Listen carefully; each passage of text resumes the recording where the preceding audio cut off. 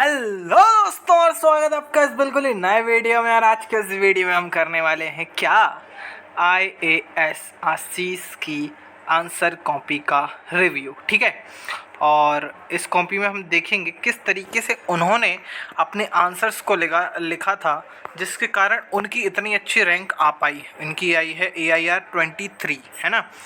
और देखेंगे हम किस तरीके से आप अपने आंसर्स को लिख सकते हैं, सो दैट कि आप ज़्यादा से ज़्यादा नंबर गेन कर सकें। ठीक है, सो स्टार्ट करते हैं। अच्छा, वीडियो स्टार्ट करने से पहले मैं आपको बता दूं, ये इनकी GS की कॉपी है जिसको हम देखने वाले हैं।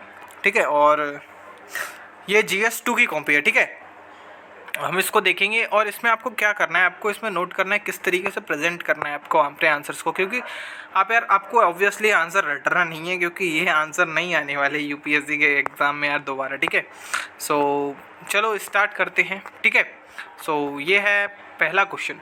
Parliamentary oversight of administration is not an end in itself, rather it acts as a means to strengthen the efficient functioning of the administration discuss। ठीक है, सो इसको डिस्कस करना। देखो, पार्लियामेंट्री ओवरसाइट के बारे में बात की जा रही है। मैं हमेशा आपसे एक बात कहता हूँ, जब भी आप कोई क्वेश्चन कर रहा हो, आपको कोई क्वेश्चन जब आप पढ़े तो उसमें आप अंडरलाइन कर लीजिए आपको किस किस चीज़ का आंसर देना है, मतलब क्या क्या चीज़ आपसे पूछी जा रही है, क्या किस किस के बारे में बात की जा रही है। किसी फेमस मतलब किसी पर्सन के बारे में बात कीजिए तो उसको आप अंडरलाइन कर लीजिए, क्योंकि उसके बारे में आपको आंसर में लिखना पड़ेगा। और कहीं आप गलती से भूले ना, इसलिए आप अंडरलाइन कर लीजिए, ताकि आप एक बार आंसर कंप्लीट करने के बाद जब आप दोबारा से क्वेश्चन को देखें तो अच्छा आपको पता चल जाए, अच्छा मैंने सभी पॉइंट्स के आंसर दे दिए। जैसे इसमें पार्लियामेंट्री ओवरसाइट के बारे में बात की जा रही ऑफ एडमिनिस्ट्रेशन। ठीक है, अब नॉट एन एंड इटसेल्फ, अच्छा यहाँ पे कॉन्सेप्ट की बात होगी। अब भैया पार्लियामेंट्री ओवरसाइट, अगर आपको पता है पार्लियामेंट्री ओवरसाइट का ये जो कॉन्सेप्ट है ना, ये NCERT में भी दिया हुआ है। अगर आपको ना पता हो, NCERT की क्लास 11th की जो पॉलिटिक्स की जो NCERT ना, उसमें आप देखना। ठीक है, उसमें आपको मिल जाएगा इंडियन कॉन्स्टिट्यूशन एट वर्क। यार सभी लोग उससे बिगिन करते हैं ज़्यादातर लोग। ठीक है, तो उसमें आपको मिल जाएगा। Parliamentary oversight of administration refers to the process of the legislature, that is parliament, examining the functioning of the executive.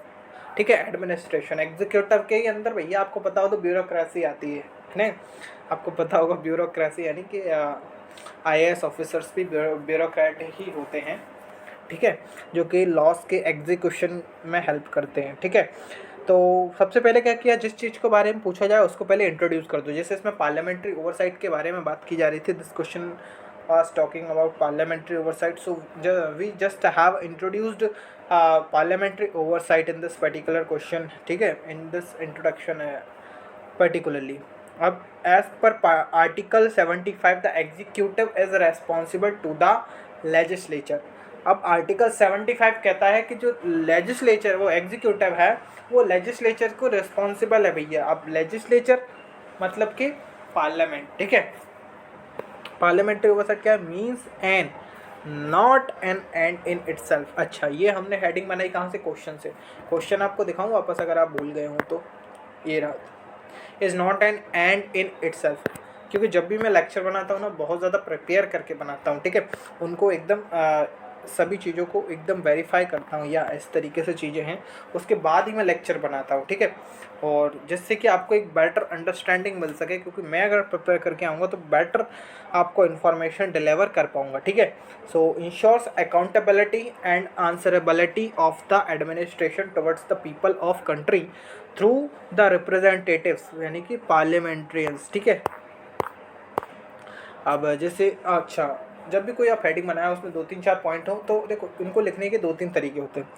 पहला तरीका तो इस तरीके से आप पॉइंट वाइज लिख दीजिए। दूसरा तरीका पैराग्राफ मैं कहूँगा कभी भी प्रेफर मत करना, क्योंकि पैराग्राफ जो है ना बहुत ज़्यादा बल्कि लगता है, और मुझे लगता है एग्जामिनर शायद पढ़े भी नहीं, उसको आपको बहुत कम नंबर मिल जाएंगे अगर आपने पैराग्राफ में कंटेंट भले ही आप अच्छा लिखो तब भी। ठीक है, और तीसरा तरीका होता है, अगर आपके पास छोटे छोटे पॉइंट्स हैं, मान लो एक 3-3 4-4 वर्ड का एक पॉइंट है, तो आप क्या करें, बीच में सर्कल बनाइए, सर्कल में आप हेडिंग डालिए, उसमें एरो बना के उसके आसपास जितने भी पॉइंट है उसके वो आप लिख दीजिए। ठीक है, अब जैसे इसमें बड़े बड़े पॉइंट्स थे तो हमने पॉइंट बना के लिखा, इस तरीके से आप कर सकते हैं। अच्छा, मेरे ख्याल से आपको समझ में आ रहा होगा यार, मैं एक बेटर अंडरस्टैंडिंग देता हूँ अपने हर वीडियो लेक्चर्स में। ठीक है, सो आपको क्या करना है, मेरे चैनल को like and share and subscribe करना है। ठीक है, क्योंकि मैं यार बहुत ज़्यादा मेहनत करता हूँ, आपको हर अपने एक वीडियो में बताता हूँ कि किस तरीके से आपको आंसर लिखना है। ऐसे कोई नहीं बताता होगा कि पहले आप इंट्रोडक्शन कीजिए, किस चीज़ का इंट्रोडक्शन कीजिए और किस तरीके से इंट्रोडक्शन कीजिए, पॉइंट किस तरीके से लिखना है, कॉन्क्लूड किस तरीके से करना है ना। इसलिए मेरे इस एफर्ट को आप लोगों को सपोर्ट करना है। चलो पहला क्वेश्चन तो हमने देख लिया। आप कोई भी एक रैंडम क्वेश्चन उठाते हैं, लेट्स से चलते हैं पेज नंबर 32 पे, पेज नंबर 32। अच्छा आपको चल 37 ले लिया, ठीक है, 37 ले लिया। 37 पे क्या है, 37 पे ये वाला क्वेश्चन है। ये तो बहुत बड़ा क्वेश्चन है। कौन सा? For effective public service delivery there is need to shift from traditional accountability mechanism to social accountability mechanism.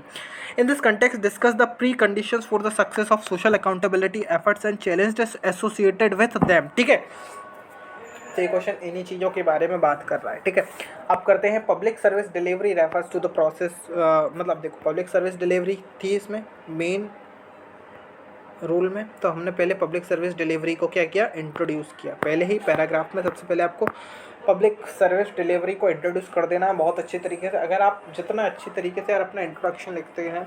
अच्छा, आपने एक कहावत सुनी होगी बहुत पहले, first impression is the last impression.